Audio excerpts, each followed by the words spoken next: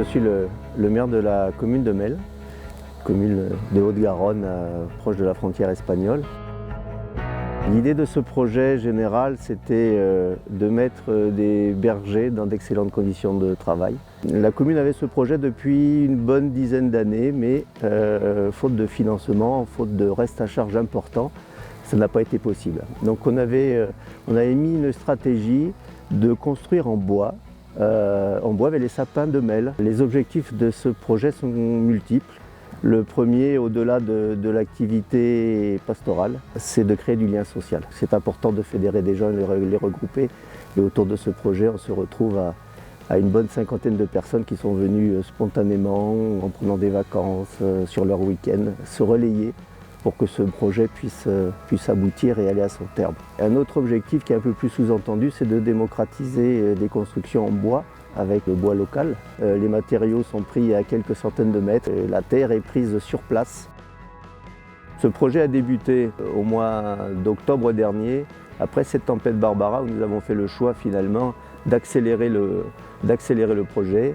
Les bois ont été écorcés l'hiver dernier. Il y a eu 7 ou 8 dimanches consacrés à l'écorçage de ces sapins au col de l'Artigascou.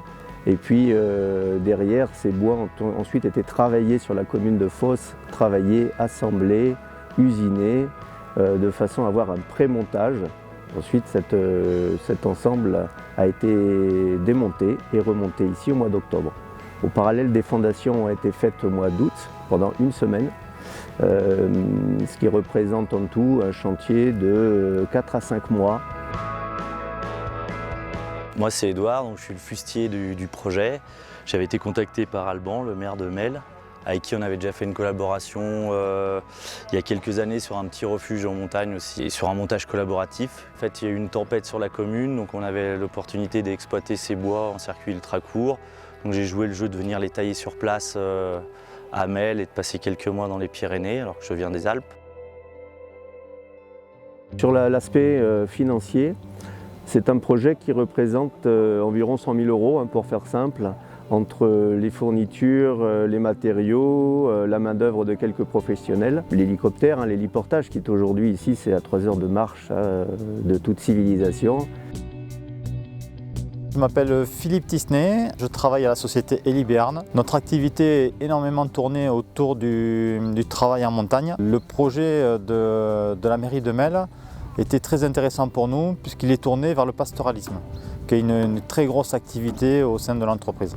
Donc nous sommes sur ce projet depuis le début de l'année, voire même fin de l'année 2020.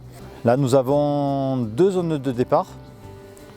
Donc le parking de la Bâche qui est juste au-dessus de la mairie de Melle, où on peut héliporter tout ce qui est petits matériaux, palettes, filets, big bags de sable et tout ce qui est gros fus au-dessus de 6 mètres partent en fait de la ville de Fos, parce que la route est trop sinueuse pour amener ce genre de matériaux jusqu'au parking de la Bâche. Je m'appelle Cynthia, j'habite à Melle, je suis secrétaire de mairie à Melle et à Saint-Béalès, dans 2 communes. Le montage du dossier, ça fait plus de 6 mois qu'on travaille dessus avec Alban et on ne pensait pas réussir à pouvoir monter la cabane parce que sans ces subventions-là, en fait, on ne peut pas avoir les financements. Et finalement, nous avons réussi, nous avons eu l'accord de tous les organismes et le projet n'est plus sur le papier, il est à Ouéran. Je m'appelle Fabrice et sur le camp d'Aouéran, je m'occupe de l'intendance et de la cuisine. Ce qui m'a plu dans le projet, c'est de développer et d'améliorer la vie pastorale en montagne. J'adore la haute montagne, c'est une région où je viens de m'installer. Et je suis venu 2 fois sur le camp, une fois au mois de septembre pour préparer le camp d'hiver. Et là, pour la dernière session de construction, pour donner à manger aux troupes.